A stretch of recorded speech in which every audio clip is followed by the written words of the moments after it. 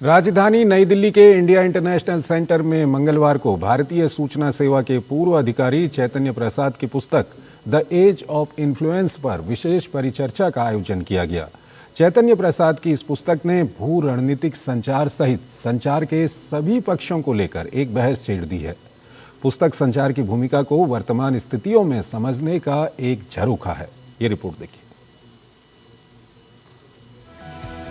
राजधानी के प्रतिष्ठित इंडिया इंटरनेशनल सेंटर में मंगलवार को भारतीय सूचना सेवा के पूर्व वरिष्ठ अधिकारी चैतन्य प्रसाद की नवीनतम पुस्तक द एज ऑफ इन्फ्लुएंस पर एक विशेष परिचर्चा का आयोजन किया गया। इस कार्यक्रम में देश के बौद्धिक जगत, संचार विशेषज्ञों और नीति निर्धारकों ने हिस्सा लिया।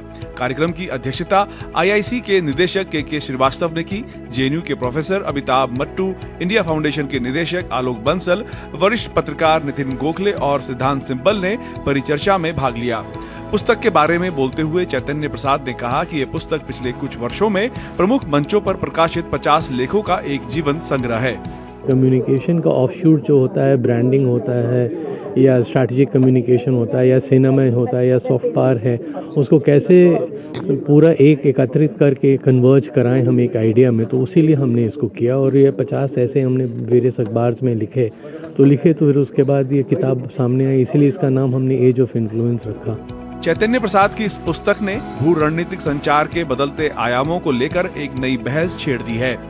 विशेषज्ञों का मानना है कि वर्तमान वैश्विक अस्थिरता के दौर में यह पुस्तक केवल सूचनाओं का संग्रह नहीं, बल्कि राष्ट्रों के बीच प्रभाव बनाने की कला का विश्लेषण करती है।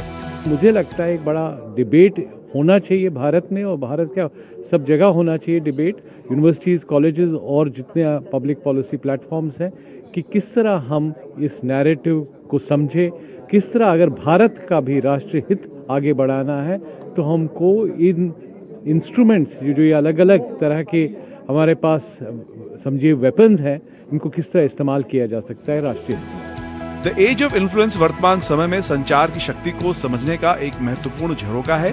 चैतन्य प्रसाद ने अपने दशकों के अनुभव को इन 50 लेखों में पिरोया है, जो सॉफ्ट पावर और कूटनीति के क्षेत्र में रुचि रखने वाले शोधकर्ताओं और आम पाठकों के लिए एक मार्गदर्शिका का कार्य करेगी।